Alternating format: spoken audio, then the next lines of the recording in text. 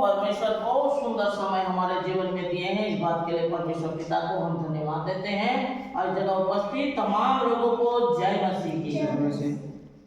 प्रभु का धन्यवाद हो। हमने सुना बाइबल में जिस प्रकार से लिखा है, यिर्मयाह की किताब 16वें अध्याय 5वां पद में लिखा है, शांति, करुणा और दया मैं उनके बीच से उठा लिया हूँ। शांति, करुणा और दया मैं उन लोगों के बीच से उठाया। जब मैं वो समय उठाया तब उनके जीवन में ये समस्या आई, क्योंकि बाइबल में लिखा है मैं उनके ऊपर हाथ बढ़ाया हूँ। इसलिए समस्या आने के लिए। आमीन, हालेलुया। निर्गमन की किताब 33 अध्याय 19 पद में लिखा है, मैं जिस पर दया करना चाहूँ उसी पर दया करूँगा और जिस पर अनुग्रह करना चाहूँ उस पर ही अनुग्रह करूँगा।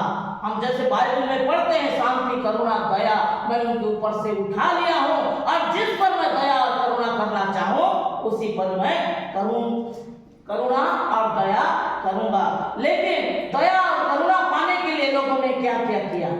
कई लोगों ने तुलसी का पत्ता खाना शुरू किया। जब कोरोना शुरुआत हुआ, जब कोरोना का बीमारी जब सुनने में आया कि बहुत दूर दूर काम करने गए थे, हमारे गांव में भी आए, आप बताने लग गए कि तुलसी का पत्ता खाने से ये जो बीमारी आ रहा है दूर हो जाएगा। तो कई लोगों ने कहा कि दिया जला के रखो घर के बाहर तो ये बीमारी भग जाएगा। कई लोग बोले थाली को बजाओ, जोर जोर से जब उसको बजाओगे तो ये कोरोना का बीमारी चले जाएगा। लेकिन मैं प्रियो, इससे कुछ भी नहीं हुआ। हालेलुया। हम इस समय देखेंगे निर्गमन के किताब में हम देखते हैं उस समय भी परमेश्वर जब क्रोध हो जाते थे, जब संसार में पाप बढ़ जाता था, मनुष्य जाति परमेश्वर के बातों को नहीं मानते थे, उनके बातों को उल्लंघन करते थे, तो उस समय भी मरी फैलती थी। हम बाइबल में हम देखते हैं उस समय भी परमेश्वर ने चेतावनी देकर हमसे कहा, निर्गमन के किताब हम इस समय निकाल लेंगे, निर्गमन 11 अध्याय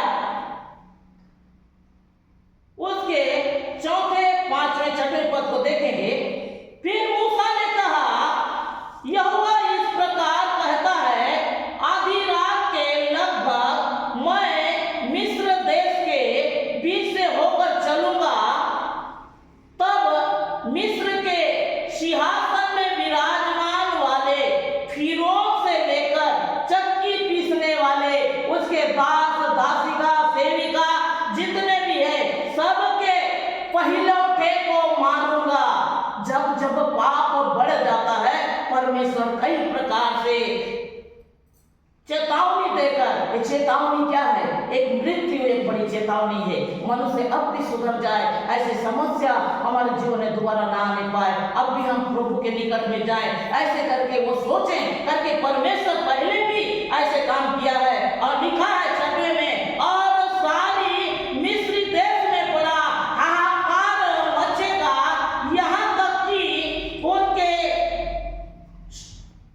उसके समान ना तो कभी हुआ है और ना कभी होगा। हालेलुया। जो प्रकार हम कोरोना को देखे, ना उस प्रकार से कभी पहले हुआ था, अब ना होगा। मरी एक एक गांव में, एक एक देश में, एक एक राज्य में फैलता था। हम इस बातों को सुनते थे, लेकिन पूरा वर्ल्ड में फैलेगा, ये बाइबल पहले से हमको चेतावनी दिया, पहले से इस बातों को बताया, लेकिन हम इस बात को नजरअंदाज किए। जिस प्रकार से मनुष्य जाति चल रहे वैसे सब कुछ चलने लग गए, पापों में बढ़ते गए, पाप अत्याचार बढ़ते गया। जब जब पाप बढ़ा मेरे प्रियो, परमेश्वर तमाम प्रकार से उन्हें चेतावनी दिया। नूह के समय भी हम देखते हैं 40 दिन 40 रात बारिश करके उस समय चेतावनी दिया, तमाम मानव जाति को नष्ट करके नूह का परिवार को बचाया। हालेलुया। हम इस बातों को बाइबल में हमने देखा, लेकिन हमने विश्वास नहीं किया। लेकिन आज देखते हैं जगह जगह में पानी भर जा रहा है, बहुत प्रकार से बारिश हो रहा है, वहां के धन, माल, रुपया, पैसा सब नष्ट हो जा रहे, बड़े बड़े बिल्डिंगें गिरते चली जा रही है। इन बातों को एक दूसरे गांव में हो रहा है, एक दूसरे देश में हो रहा है, हम देख रहे हैं, सुन रहे हैं, बाइबल को भी जानते हैं, लेकिन उसके बाद भी हमें कोई परिवर्तन नहीं आ रहा है। Hallelujah, hallelujah. परमेश्वर हमारे जीवन में, हमारे जीवन के सुधार के लिए, हमारे पापों से दूर करने के लिए हमको नाना प्रकार से हमको सुधारने की कोशिश कर रहे हैं, लेकिन हम सुधरने का नाम नहीं ले रहे हैं। मैं हालेलुया। तो उस समय फिरौन से लेकर बड़े से बड़े और छोटे से छोटे उसके दास और दासी के ऊपर तक से पहिलौठे को मानूंगा। उस समय पहिलौठे के विषय में कहा और 12वें के 13 में लिखा है, जिस घर में वो मेमना का लहू ना लगा होगा चौखट में, उस घर के पहिलौठे को मैं मारूंगा। हालेलुया। वो मेमना का लहू, आज मेमना का लहू क्या है? यीशु का रक्त, जो ये विश्वास करता है यीशु मसीह मेरे लिए मारा गया, गाड़ा गया, तीसरे दिन जी उठा, इन बातों को वो चिन्ह होगा। मेमना का लहू, आज प्रभु को जो मानते हैं, उनको उद्धारकर्ता के रूप में जो ग्रहण करते हैं, वो मेमना का लहू अपने चौखट में लगा लिया, अपने हृदय में लगा लिया, अपने जीवन में लगा लिया। मेरे प्रियो, उस समय मेमना का लहू, 1 वर्ष का मेमना को काटकर उसका लहू को जिसके चौखट में लगा देते थे, अंधेरा रात्रि के समय वो मौत घूमता था और जब वो जिसके चौखट में वो खून को देखता था तो उस समय उस घर में नहीं लगता था। नहीं तो जो राजा हो या रंक हो, सेविका हो या दास हो, कितनी बड़े भी लोग क्यों न हो, उनके घर में वो मौत घुसता था। हालेलुया। हम दूसरी ओर देखते हैं यिर्मयाह की किताब 16वें अध्याय उसके 6वें पद में भी इस बात को जिक्र किया गया है, छोटे हो या बड़े। आज हम देखते हैं धनी से धनी लोगों के घर में भी कोरोना घुस गया, पैसा कुछ कर नहीं सका। छोटे हो या बड़े सब मरेंगे, यानी किसी को ऐसे नहीं कहा वो धनी है उसको बहुत अच्छी ट्रीटमेंट, उसको बहुत अच्छी दवाई मेडिसिन, उसको सुविधा मिलेगा, उसके घर में मृत्यु नहीं घुसेगा, ऐसे कहकर बाइबल में नहीं लिखा है। पहले से इस बातों को बताया है, छोटे हो या बड़े वो सब मरेंगे। मिट्टी ना तो उन्हें मिट्टी दी जाएगी, ना उनका सिर मुंडाया जाएगा। हालेलुया। जब उस समय कोरोना के समय जब मृत्यु हुआ तो कोई प्रकार से सिर मुंडाने का काम नहीं किया। किसी के घर में 10 क्रिया की काम नहीं हुई, किसी के घर में एक लंबी कतार के साथ जाते हुए वो नहाने के लिए, वो नाना प्रकार से वहां काम करने के लिए कोई जा नहीं पाए, ना उनका किसी का सिर मुंडा और ना ही रोटी बटेगी कह के कहा गया है। हालेलुया। जिस घर में मौत मिट्टी हो जाती है, आज गांव में एक प्रकार से एक चलन है कि दूसरे घर से उनके घर में खाना पहुंचाया जाता है, लेकिन कोरोना के समय में किसी के घर में कोई पूछा भी नहीं। हालेलुया। कई लोग पैसा रहने के बावजूद भी उनको रोटी नहीं मिला। एक प्रकार से उनके जीवन में एक परिवार बता रहे थे, चावल मात्र हमारे घर में था, हम लोग नमक डाल डाल उसमें खा रहे थे, पैसा हम दुकानदार को दे रहे थे, फिर भी हमको सामान नहीं दे रहे थे, क्योंकि हमारे घर में कोविड निकल गया था, पैसा में भी कोविड हमारे घर में ना आ जाए, ऐसे सोच के हमको बिल्कुल घर में बंद करके रख दिए। हम कैसे जिए हैं, कैसे हम ये दिन को देख पाए हैं, हम जानते हैं। इस प्रकार से कई लोगों ने अपनी बातों को बताया, क्योंकि बाइबल पहले से बता दी, चेतावनी दे चुका है, रोटी ना बटेगी। उस घर में मौत हो या समस्या हो, वहां कोई प्रकार से रोटी तक ना मिलेगी। इस प्रकार से कहा गया है, ना उनके शोक में शांति दी जाएगी कहकर भी बाइबल में लिखा है। जो कोई मर गया तो उसके घर में, आज तुम्हारे घर में ऐसी समस्या आ गया करके उनके घर में कोई शांति देने वाला बनना होगा। ये बात पहले से ही भविष्यवाणी हो चुकी थी, इसलिए सब पूरा होना जरूरी था, इसलिए ऐसे सब हो रहा था। लेकिन हम सब इन बातों को ध्यान नहीं दिए कि आने वाला समय ऐसा भी होने वाला है, महंगी होगी। इस बातों को भी बताया गया, जबकि हम देखें कि सामान भी नहीं मिल पा रहा था, दुकान बाजार सब प्रकार से बंद होना शुरू हो गया। नमक जो 5 रुपया में मिलने वाला 50 और 60 रुपया में तक मिलना शुरू हो गया। बाकी चीजों की तो बात ही छोड़ दीजिए, क्योंकि महंगी के विषय में पहले से बाइबल में इस बातों को बताया गया था कि महंगी होगी, महंगाई होगी। हालेलुया। तो मेरे प्रियो, परमेश्वर का धन्यवाद हो, परमेश्वर ने अपने वचन के द्वारा हमें पहले ही इस बातों को चिता दिया कि ऐसे होने वाला है, लेकिन हम उस बातों को ध्यान नहीं दिए।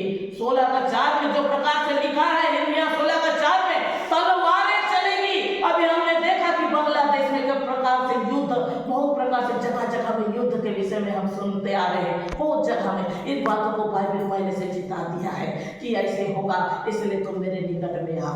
हालेलुया। जिसके चौखट में वो लहू नहीं होगा, जो परमेश्वर के ऊपर विश्वास नहीं करेगा, उनके जीवन में समस्याएं आएगी। कहकर परमेश्वर का वचन में लिखा है। Hallelujah hallelujah. हम इस समय देखते हैं गिनती की किताब, मेरे साथ निकाल लीजिए गिनती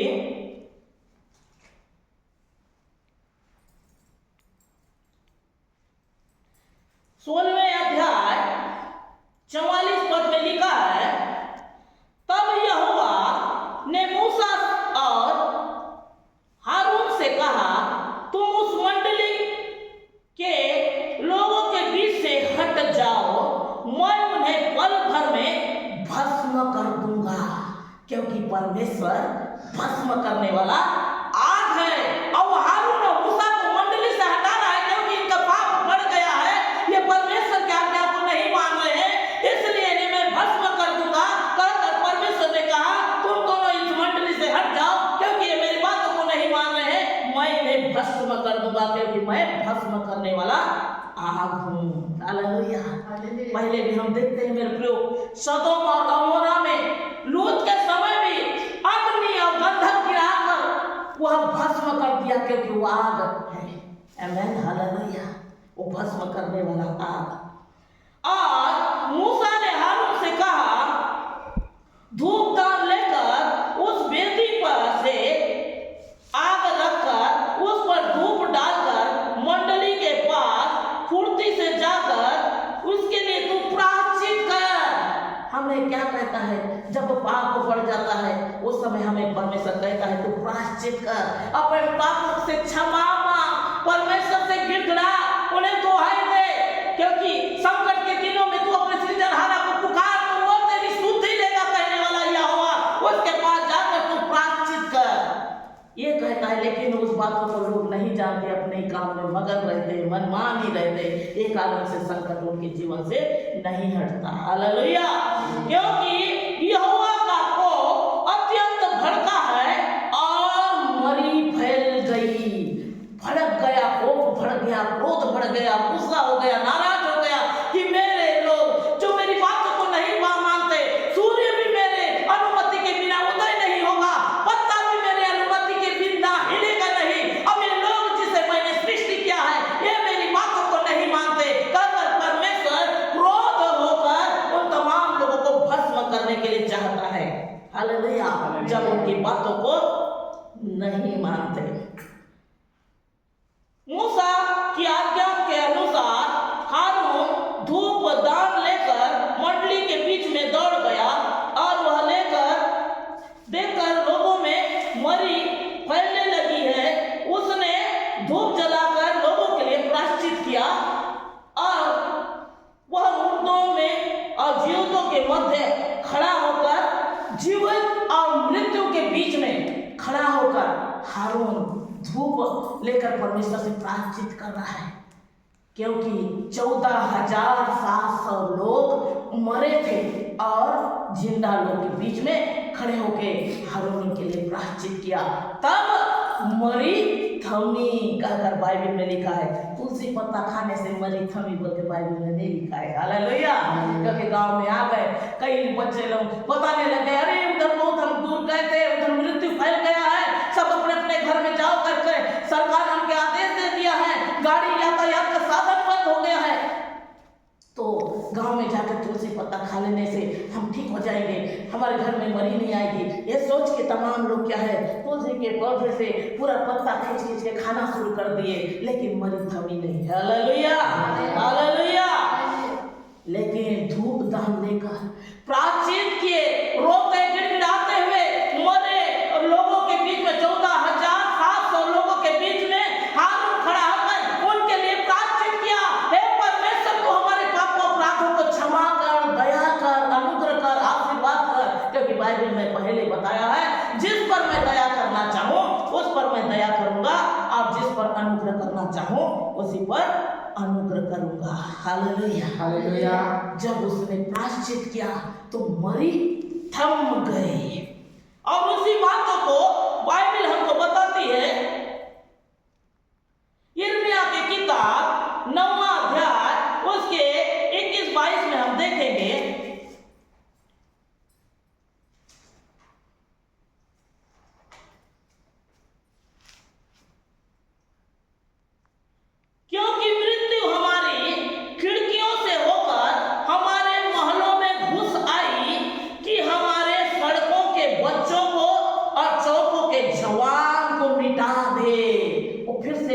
भविष्यवाणी यिर्मयाह भविष्यवक्ता ने भविष्यवाणी की, आने वाले समय में ऐसा और एक बड़ा तांडव, मौत का तांडव होने वाला है। तो इस बातों को वो बता रहा है कि क्योंकि मृत्यु हमारी खिड़कियों से होकर हमारे महलों में घुस आई। जब हम खिड़की दरवाजा को भी बंद कर रहे थे तो उससे भी, वो खिड़कियों से भी घुस आई कि हमारे सड़कों के बच्चों और लड़कों के जवानों को मिटा दे। क्योंकि बाहर जब गए थे घर तक पहुंच नहीं पाए, रोटी तक उनको नसीब नहीं हो पाया। जवान वो रास्ते में ही दम तोड़ देंगे। ये बातों को लेकर जवान को मिटा दे, क्योंकि वो पहले से भविष्यवाणी हो चुकी थी।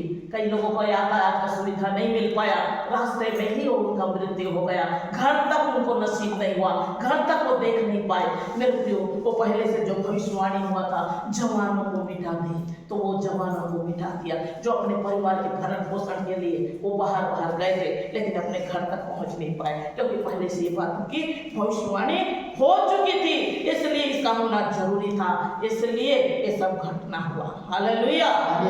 तू कहा, यहोवा यह कहता है, मनुष्य के सौ ऐसे पड़े रहेंगे जैसे खाद खेत के ऊपर और पुलियां काटते उसके पीछे पड़े रहती है और उसका कोई उठाने वाला नहीं होगा। जो प्रकार किसान धान को काटते काटते बिल्कुल आगे चले जाता है, छोटे छोटे पुलियां बिल्कुल बने रहती है, वैसे 100 पड़े रहेंगे कहकर पहले से इस बातों को भविष्यवाणी हो चुकी थी, चेतावनी दे चुका था परमेश्वर, वचन के माध्यम से हमको बता चुका था कि ऐसे आने वाले समय में होगा।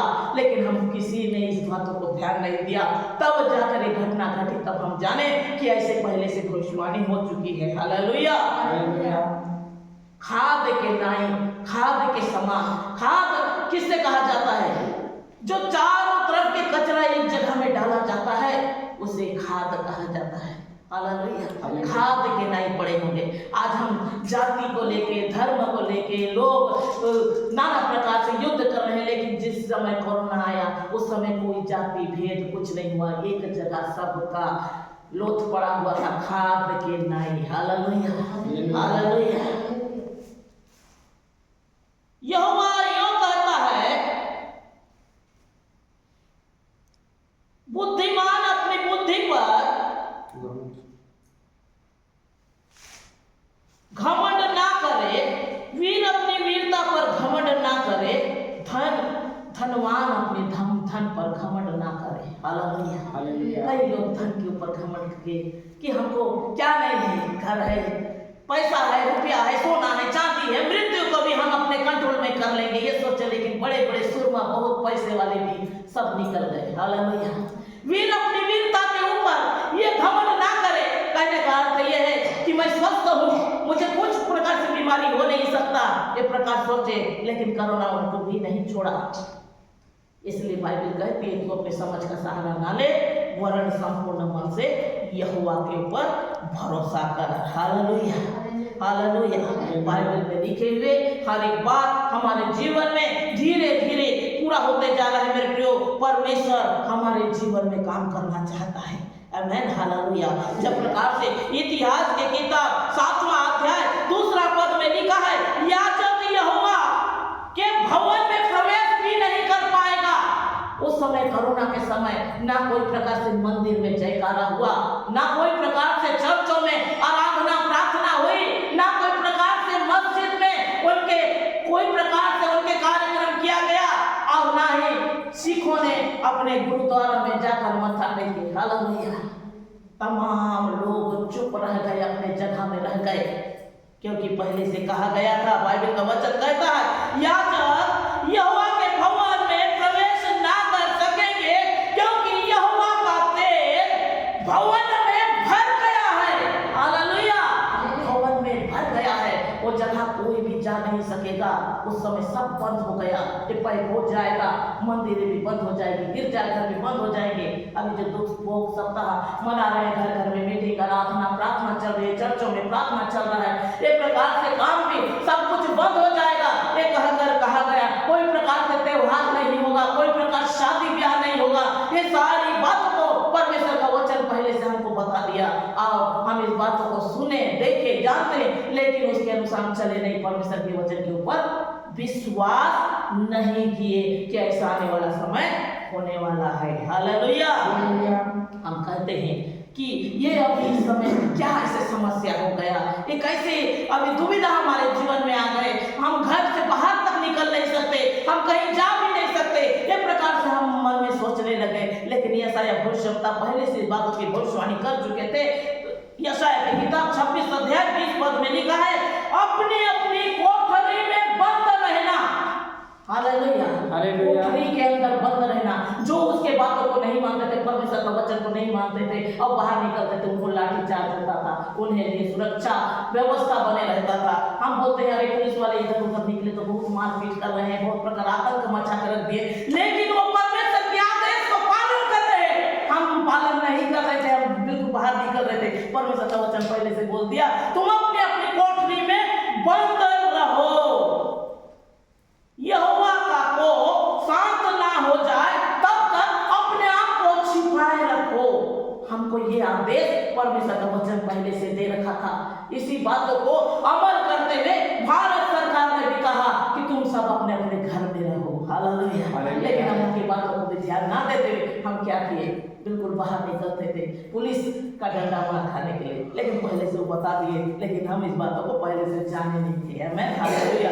जो कुछ संसार में जो कुछ घट रहा है परमेश्वर के अनुमति के बिना नहीं होता। हालेलुया। क्योंकि उसके बिना अनुमति सूर्य भी उदय नहीं होता, उसके बिना अनुमति वो पेड़ के पत्ते भी नहीं हिलते। वो पहले से अनुमति दे चुका है कि प्रकार से संसार में होने वाला है।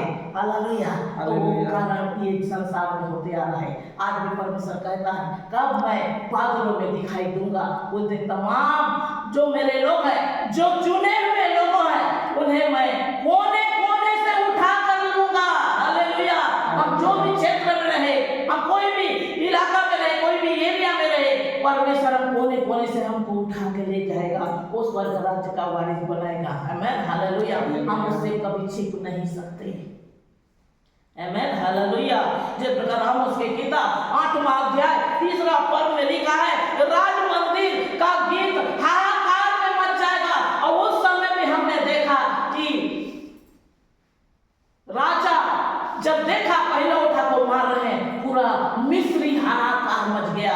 वैसे आज भी हाहाकार मच गया। अरे वहां पर मृत्यु हो गया, अरे उनके घर में मृत्यु हो गई, अरे इनके इतने लोगों को कोरोना हो गया, इतना लोग यहाँ मर गए, अरे उनका पता नहीं चल रहा है। कोविड के कारण एक अलग हॉस्पिटल में रखा गया था, वो उसकी मृत्यु हुई कि वो जिंदा है, इन बातों को भी पता नहीं है। मर गए तो बोलते दफनाए कहाँ है, उनका क्रियाक्रम कहाँ पर किया गया, इन बातों को भी नहीं जानते। क्योंकि उन्हें घर में अगर ले लाए तो हमारा पूरा परिवार खत्म हो जाएगा। इसलिए जो भी हो रहा है उसको चुपचाप हमको देखना है। हालेलुया। क्योंकि पहले से बोल दिया है, 100 को चुपचाप फेंक दिया जाएगा।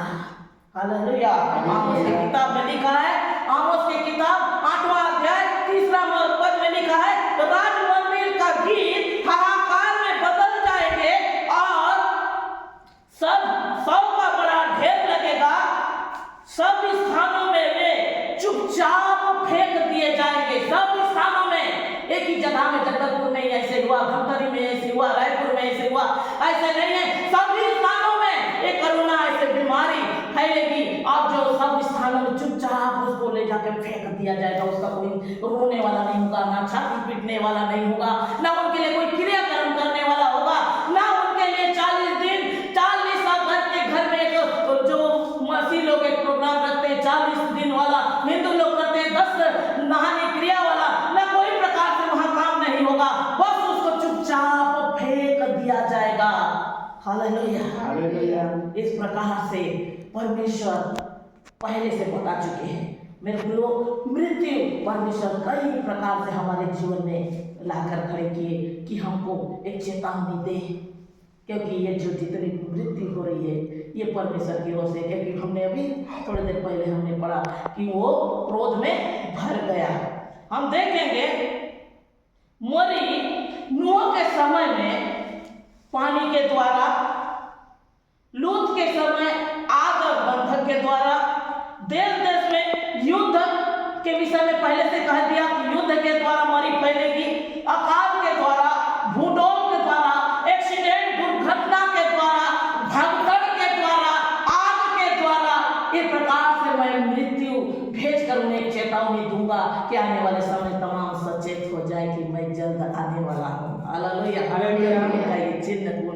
बताया मेरे प्रियो, हम इस बातों को नहीं जानते। एक गांव एक एरिया में कुछ घटा तो वो वहाँ का है, हम जैसे चल रहे हैं वैसे चलेंगे, एक प्रकार से हम जीवन में सोचते आए। लेकिन नहीं मेरे प्रियो, अभी बदलने का समय है। अभी अगर हम नहीं बदलेंगे तो हम आने वाले समय में बहुत प्रकार से मुश्किल में पड़ जाएंगे, जहाँ से हमारा उठवाना बहुत मुश्किल होगा। हालेलुया। यशायाह 2 अध्याय 11वां पद में लिखा है, घमंड भरी आंखें नीची की जाएगी, उन दिनों यहोवा ही ऊंचे में विराजमान होगा। घमंड से भरी आंखें, मेरे पास क्या नहीं है, हम सब कुछ कर सकते हैं, ये एक घमंड भरी आंखें नीची की जाएगी, उस दिन वो कुछ के लायक नहीं रहेगा। अब वैसे अभी कोरोना में हो चुका है एक बार। हालेलुया। मृत्यु जब आई तो ना उस समय कोई प्रकार से ना कुंभ में डुबकी लगाया और ना ही चर्च में जाकर 40 दिन का उपवास किया और ना ही कोई गुरुद्वारा में मत्था टेका और ना ही कोई प्रकार से मस्जिद में जाकर अपने काम किया। हालेलुया। तमाम लोग उस मृत्यु के शिकंजे में आ गए। आमेन। हालेलुया। वो मृत्यु का शिकंजा किसी को भी छोड़ा नहीं। इसलिए मेरे प्रो बाइबल बताती है, घमंड भरी आंखें नीचे की जाएगी, उन दिनों यहोवा उस ऊंचे पर विराजमान होगा। जब वो बादलों में आएगा, तमाम लोग उसे देखेंगे, अरे यीशु आ गए, अरे प्रभु आ गए, हे प्रभु करते हम जब उनको पुकारेंगे तो उस समय वो भी बोलेगा, मैं भी तुम्हारा नहीं सुनूंगा। क्योंकि जब मेरे लोग तुमको चिता रहे थे, बता रहे थे, भविष्यवाणी की किताब जब मैं भेजा, लोग तुम्हें बता रहे थे, लेकिन तुम्हारा कोई परिवर्तन नहीं हुआ। आज भी मैं भी तुमको नहीं जानता। हम अपने काम में मगन। उस समय नूह के समय भी लोगों को नूह बता रहा था, 40 दिन 40 रात पानी आएगा, तुम जल्द से जल्द मन फिराओ, इस नाव में आ जाओ अगर जीवन को बचाना है। लेकिन उन नूह के बात को किसी ने नहीं माना। 40 दिन 40 रात बारिश हुई और पूरा ढह गया, बह गया, नूह के परिवार बचा। दूसरी ओर देखते हैं, लूत ने भी बताया, उसके दामादों को, उसके परिवारजन को बताया, आग और गंधक फेंककर सदोम और अमोरा को नष्ट किया जाएगा। स्वर्गदूत एक प्रकार से बता रहे हैं, लेकिन किसी ने इस बातों को ध्यान नहीं दिया। आग और गंधक फेंककर वो नष्ट किया। आज भी देखते हैं अमेरिका में बहुत प्रकार से आग लग गया, महाकुंभ में आग लग गया। इस बातों को सब लोग कहते हैं, आग कहां से आई, हम इस बातों को नहीं जानते। हालेलुया। ये परमेश्वर की ओर से जो लूत के समय भी वो आग फेंककर, जब पाप बढ़ जाता है तब वो नया काम परमेश्वर ही करता है। नहीं तो कोई मनुष्य की हस्ती नहीं के प्रकार से काम कर सके। आग बुझाने में भी नहीं बुझ रहा है और पेट्रोल के डाले सामान पानी डाल रहे तो और भी धड़क रहा है। ये मनुष्य के लगाई आग नहीं होगी, ये परमेश्वर की आग है। हालेलुया। बुझने वाली नहीं। कई दिनों से, कई समय से वो चले आ रहा है, उसको बुझा नहीं पा रहे। बहुत सारे धन माल करोड़ों में नुकसान हो गया, उसको कोई रोक नहीं पाया। आमेन। हालेलुया। जीवन तो जीवन, धन भी वो बचा नहीं पाए, अपने जीवन को भी बचा नहीं पाए। एक प्रकार से लोगों के जीवन में ये समस्याएं आई। जब पाप बढ़ जाता है मेरे प्रियो, एक प्रकार से परमेश्वर अपने कार्य को पूरा करता है। आमोस की किताब 8वां अध्याय 4-10वां पद में लिखा है, राष्ट्र कांपेगी। कोरोना को देखकर राष्ट्र कांपने लग गए, पूरा संसार कांपने लग गया। अरे वो एक ऐसी बीमारी, एक ऐसी परेशानी, छूने से हमारे घर में वो घुस रहा है, हमारा जीवन हराम कर दिया है। वो मृत्यु हमारे घर में घुस आ रही है, बच्चों के द्वारा, परिवार में किसी लोगों के द्वारा, नहीं तो खिड़की बंद की है तो भी वो मृत्यु हमारे घर को छोड़ नहीं रही है। हम इस प्रकार से बहुत परेशान हैं। कल तमाम लोग चिंता और निराशा में पड़े हुए थे, लेकिन परमेश्वर का कोप जब शांत हुआ तो खुद ब खुद थम गया, क्योंकि प्रायश्चित इसके लिए किया गया। जगह जगह में घरों में बैठकर प्रार्थना किया गया। तमाम लोग गिड़गिड़ाने लगे, प्रभु यहाँ पर ऐसे हो रहा है, वो जगह में आग जल रहा है, उसके लिए प्रभु तू शांत कर, वहाँ युद्ध हो रहा है, प्रभु युद्ध को तू थमा, वहाँ पानी और बरसात है, प्रभु वहाँ के लोगों के लिए व्यवस्था कर। क्योंकि तमाम लोग मसीह परिवार अपने अपने चर्चों में, अपने अपने घरों में बैठकर लोगों के लिए प्रार्थना करते गए, और उस कारण वो आग धीरे धीरे बंद होना शुरू हुआ। हालेलुया। इसलिए मेरे प्रियो, अभी भी समय है कि हम अपने आप को बदल दें, अपने आप को जाने कि हम कौन हैं और प्रभु के निकट में, प्रभु के शरण में जाए, ताकि आने वाले संकट से हम बच जाए। आमीन, हालेलुया, हालेलुया। नहीं तो वो जो कोरोना हमारे घर में फैला था, वो प्रकार से हमारे जीवन में फिर से उससे बड़े भयानक समस्या आएगा, क्योंकि पहले से दूसरा इतिहास 7वां पद उसके दूसरे पद में लिखा है, याजक यहोवा के भवन में प्रवेश नहीं करेंगे, क्योंकि यहोवा का तेज बढ़ गया है। उस जगह फिर से मंदिरें बंद होगी, चर्चें बंद होगी। ये पहले से परमेश्वर का वचन हमारे लिए हो चुका था। ये सारी चीज हमारे जीवन में घटना घटी। आमीन, हालेलुया। इसलिए मेरे प्रियो, अभी भी समय है, हम अपने जीवन को बदले और परमेश्वर के वचन का पालन करें, ताकि आने वाले समय वो आंधी और तूफान से बच जाए। परमेश्वर के छोटे से वचन द्वारा आप सबको बहुत से आशीष दे। आमीन।